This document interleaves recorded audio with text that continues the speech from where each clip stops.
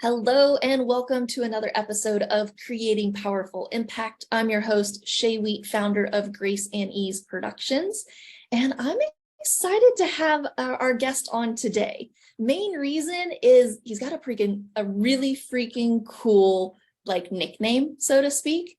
And it's just a really cool first and last name, to be honest. I'm going to have him say his last name because I think I would just butcher it. But let me tell you a little bit about Per. Per is a thought leader in everything pricing and how companies use pricing to drive higher growth, sales volumes, and profits. He is a sought-after speaker for various conferences, and he appears regularly on podcasts and business radio shows. On top of that, he also routinely gets quoted in the financial and the business press for all of the amazing diamonds that he's dropping. His new book, The Price Whisperer, A Holistic Approach to Pricing Power, is available at booksellers nationwide and online. Please help me welcome him to the Creating Powerful Impact stage. What's going on, Per? Thank you, Shay. Very nice introduction. I appreciate it very much. Absolutely. Okay, so for the audience, say your full name for us. Yeah, that will be Per Sjofors. And you're originally from? I'm Swedish from start. Swedish. Yeah. Beautiful, beautiful. Well, I'm excited because not everybody can necessarily call themselves the Price Whisperer, which in and of itself, I think is pretty amazing. So how in the world did you even become the Price Whisperer?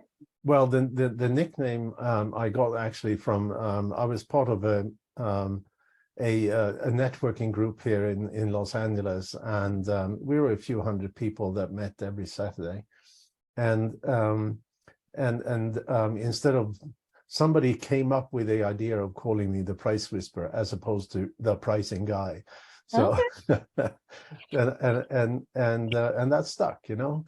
Mm-hmm. So it has a nice ring to it. Yes, and it's certainly easier to find me if you Google the Price Whisperer than trying to spell my name. Yeah.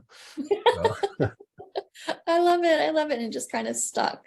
So what is it about pricing that people should be considering when they're approaching it and looking at the pricing of their programs and their packages and their offerings to the world? Well, if you think about this, profits drives every company. Mm-hmm. If you don't have profits, eventually you don't have a company, right? Right. Because if investors going to get tired of you not being profitable, and the company is either going to die or be sold, the resulting profit of any company comes from only three variables. It's very simple. It's the total cost of the operation.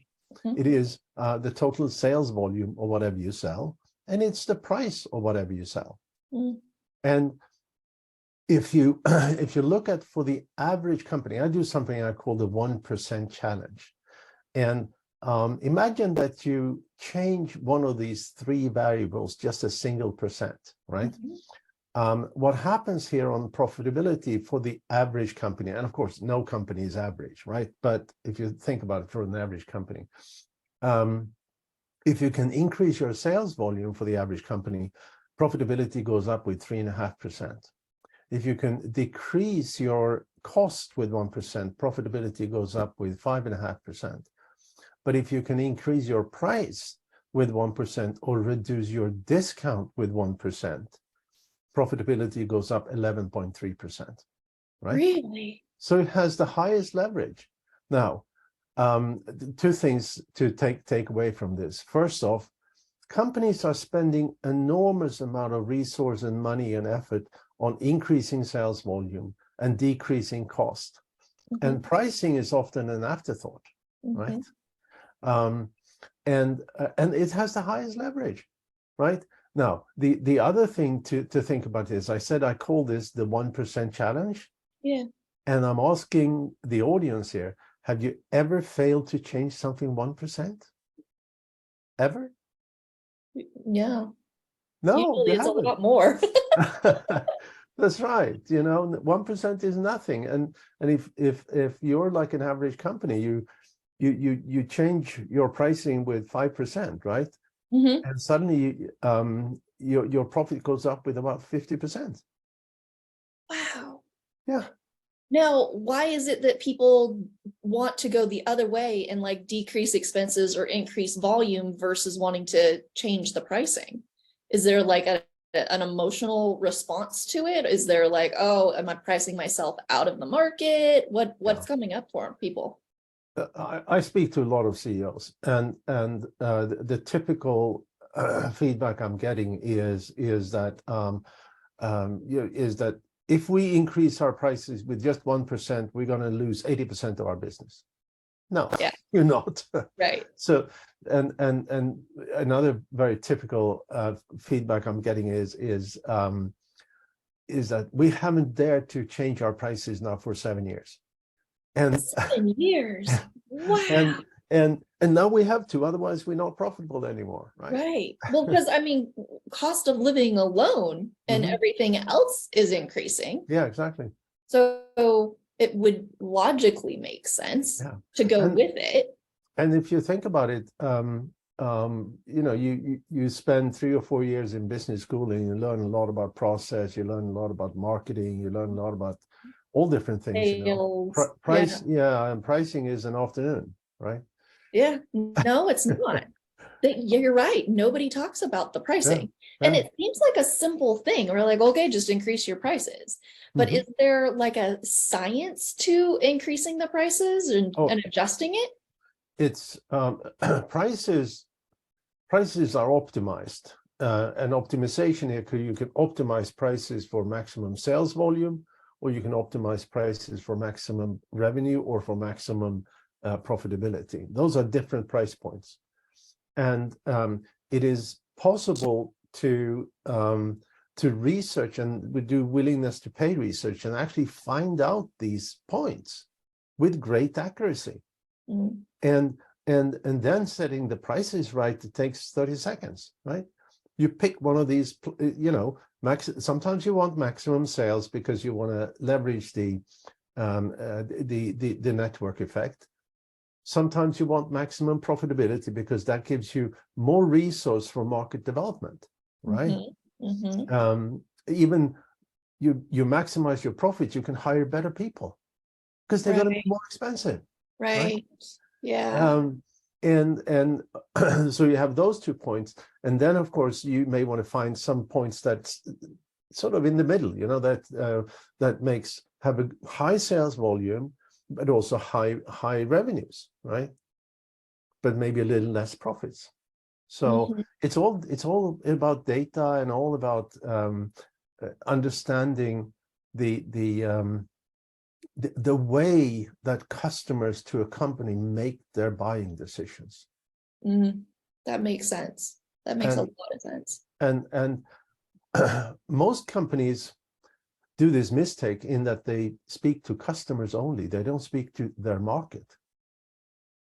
Right? Say more about that. Well, let me illustrate this with a story, right? Say that you're there on the car dealer lot, and you're about to buy a new car, right? For whatever reason, you feel that if they actually have it in my selected color, I'm willing to pay a little bit more, right? Do you say that to the car salesman? No. No. What you say is that, oh, you have the model I want, and if you happen to have it in the color I want, and you knock another 2,000 off the price, I'll buy it. And this is what companies hear, you know, from when they speak to their customers. And there's a term in sales, you know, buyer liar, right? And obviously, I'm not everybody does this, right? But many do. And certainly almost all buyers withhold information that they think would be valuable for the seller, right? Yeah. Because they want more for their money next time they go back and buy from the same seller. Right. Yes. Human behavior. Yeah. So then instead of asking the customers, you're saying go to the market. Mhm. And how is that a little bit different? Well, the market includes those that are actual buyers of the product or service that the company sells.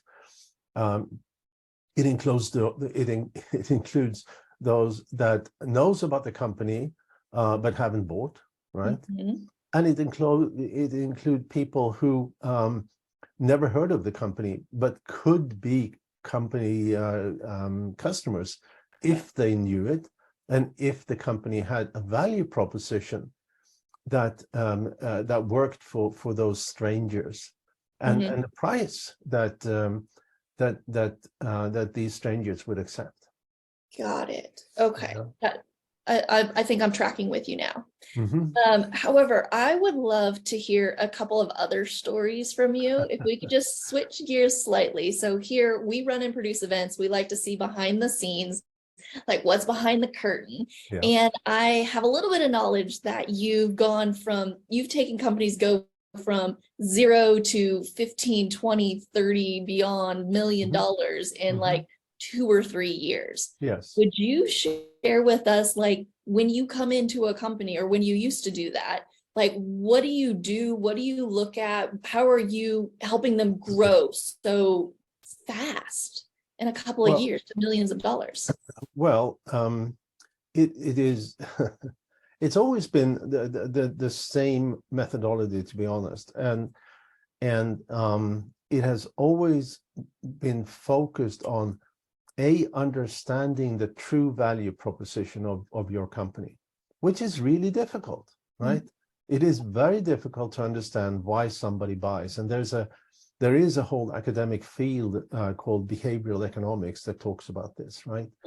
And in fact, we are standing on the shoulders of 3 Nobel Prize winners, and we take their academic research and make it practical, right? So it's all about understanding the true reason why people want to buy, and then train the salespeople to deliver that, right? That value proposition. Because if you look at sales training, is almost always about taking a prospect through the funnel and then use discounting to close the deal at the end, right? It is not about how you how you deliver that value proposition in a way that the buyer believes you, right? Yeah. And you do you do that by a whole series of rhetoric questions, right? Because what you as a seller tells the buyer, they hardly believe at all, right? But if they themselves come to that same conclusion, they believe themselves. Yes. Right. So questions is the key, right? And obviously salespeople need to be trained on doing this. This is not something that you just go out and learn in 5 minutes, right? It's very complicated and it's very difficult. And the stellar salespeople, they know they have the ability to do this from scratch, so to speak. And those that are not so stellar is never going to learn it. Really? Yeah. Okay. It's very hard. So you go in and you start taking a look at, like, is it clear whatever our value proposition is? And then, so that's probably like the first step. And then from there, it's delivered throughout the organization, and especially in the sales team, on how they're delivering that value proposition so that the customer or the potential client is going, oh, I'm leaning into this. Yes. This is what I need. And I kind of came up with it. So do we have time for a story? Yeah. So about a month ago, me and my wife was over in London for a little vacation, right?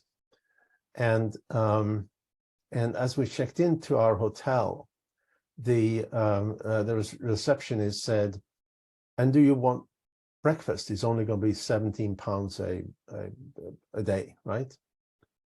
And every purchase decision is made in context with references. So we thought to ourselves, I mean, you go to a hotel, many hotels, certainly cheap hotels here in the US, and the breakfast you get is awful coffee in a styrofoam cup and some very sweet roll in a little plastic bag, right? Yeah. So that was the reference that popped up in our heads because the seller didn't provide a reference. Mm-hmm. The only information we had was the price. Mm-hmm. Had the receptionist said either described it in one way or even better, having some pictures on it, so we could see. Mm-hmm. Now, after 3 or 4 days, we had sort of exhausted all the local cafes, and we said to ourselves, how bad can it be for £17? And it was probably among the best breakfast I've ever had, right? Yeah. It was, the Like full selection English was, breakfast type of thing. yeah, I mean, the selection was stellar. Oh my goodness. The quality was unbelievable. The service was impeccable, right? And of course, the breakfast room or breakfast restaurant, whatever you want to call it, was almost empty. Because they didn't show the value. Exactly. Wow. Yeah. Yeah. Such a great But way to it's look so at it. simple. So companies needs to have a process where they make sure that they deliver the value proposition at the same time as you deliver the price. Mm-hmm. And if you look at how the take all the SaaS companies of the world, you go in and you buy something online and there's no salesperson involved, right? Mm-hmm. So and almost all companies do this the wrong way, right? You typically have a good, better, best, right? Yep. And you Yep. start with a price and then you have a list of features below, right? But think about how we read. We read left to right, top to bottom. Yeah. Right?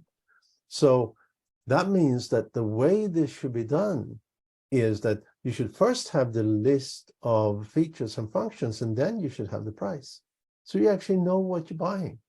Right. Okay.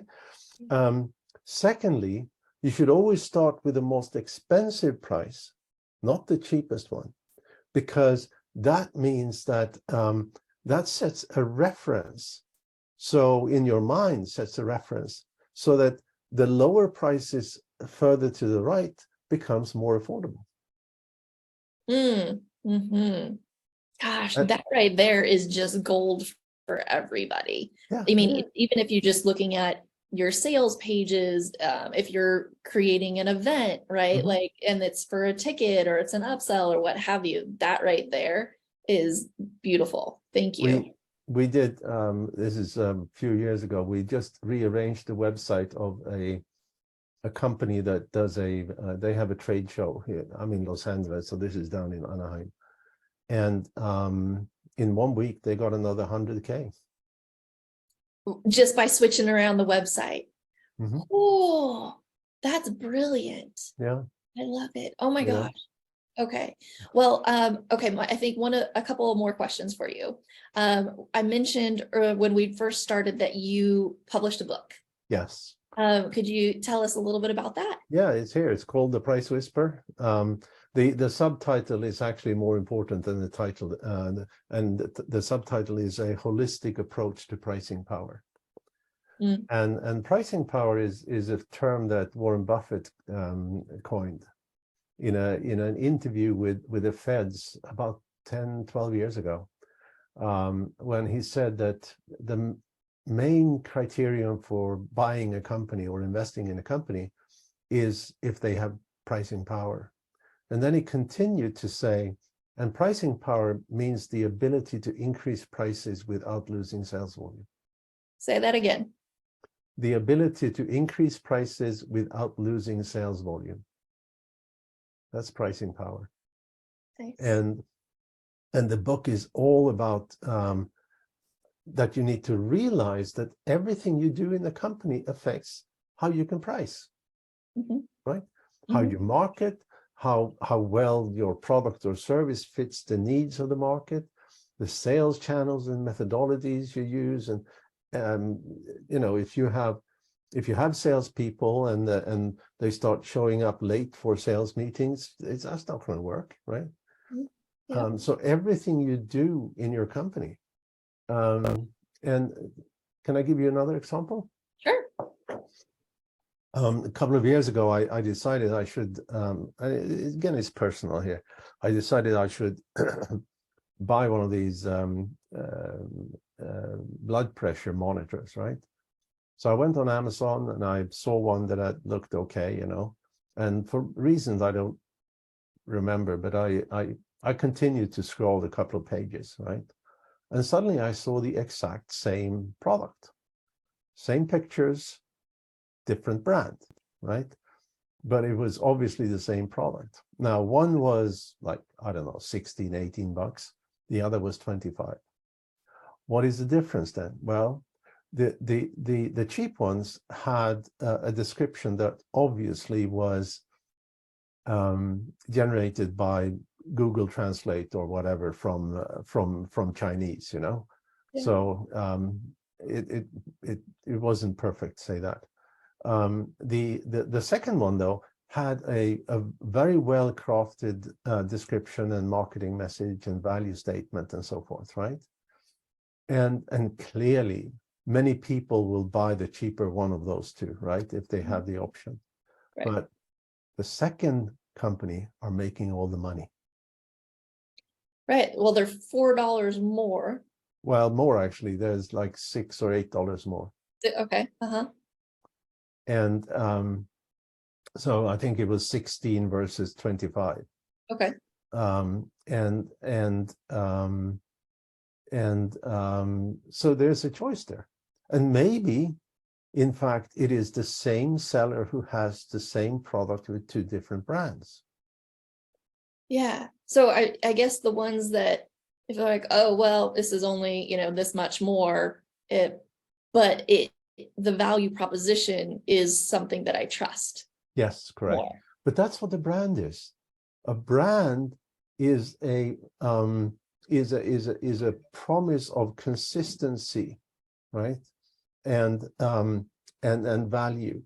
And I mentioned behavioral economics, and it has been found that when we make our purchase decision, our perceived risk of making the wrong decision is 2.25 times stronger than our expected benefit of the said purchase, right? Mm-hmm. And that means that's why advertising works. Yeah. Especially that's why branding and brand advertising works, because it delivers a level of trust. That's also why guarantees works, right? Because it mitigates that fear a buyer have of making the wrong decision. Yeah. Wow. Well, I know you could go on forever on this. I can go on forever. They can definitely I think the book is a great next best step, but how do people stay in touch with you, or if they want to, have you talk to them more about what it is that you're doing and how you can support them? How do they stay in touch with you? Well, the easiest way is just do a Google search for The Price Whisperer. You're going to get tens of thousands of hits. Yeah. You're going to find my book. You're going to find I have a whole slew of guides that I've developed. I have a YouTube channel. I have a TikTok channel. I've written a lot of stuff. I have a masterclass in pricing that people can take. Okay. And that masterclass is 19 video episodes. Each episode is about 15 to 20 minutes. And it's everything there is to know about pricing. Beautiful. Absolutely So, everything. On that masterclass, do you actually have a gift for our audience? Yeah, we do have I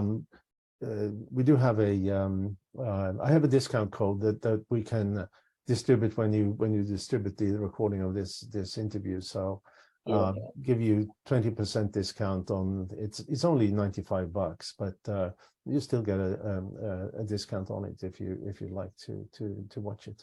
Perfect. So we'll go ahead and put the link to the masterclass as well as give you the discount code so you can go ahead and take a look at all of those different videos and hours of just knowledge that you can utilize. Just like we just probably touched a little bit of it here. Yes. So yes, just a little bit. Just the percentages and those little tweaks and adjustments, I think definitely can support people moving forward. Yes. So before I let you go, what would you say is a takeaway or memorable note that you would like to leave our audience with today?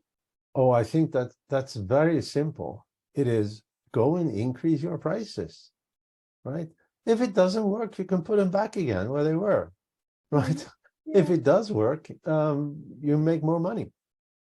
And it's something as simple. I mean, somebody listen to this, they can have it done in the next hour, right? Yeah. So true. So true. Well, beautiful. Thank you, Per, for being with us today. And thank you all for listening on another episode of Creating Powerful Impact. I'm super excited for you to take the lessons that you learned here today because they were vast. Start implementing them and creating even more impact in your own world. Until next time, have an amazing, outstanding rest of your day. Take care. Thank you so much, Shay, for the time. Thank you so much for listening to the Creating Powerful Impact podcast. If you are a successful coach, speaker, author, or thought leader who would like to be on this program, simply visit creatingpowerfulimpact.com/guest. If you are someone who got something out of this interview, would you please do me a favor and share this episode on social media? Just do a quick screenshot with your phone and text it to a friend or post it on your socials. Also, if you know somebody that would be a great guest, tag them on social media to let them know about the show and include the hashtag Creating Powerful Impact. I love seeing all of your posts and great guest selections. We are regularly putting out new episodes and content. To make sure you don't miss any episodes, go ahead and subscribe. Your thumbs up ratings and reviews go a long way to help promote the show, and they really mean a lot to me and my team. Want to know more about us? Head on over to our website, graceandeaseproductions.com, or follow me on LinkedIn, Facebook, or Instagram. Just look for Grace and Ease Productions on your favorite platform. Thanks for listening. We'll see you next time.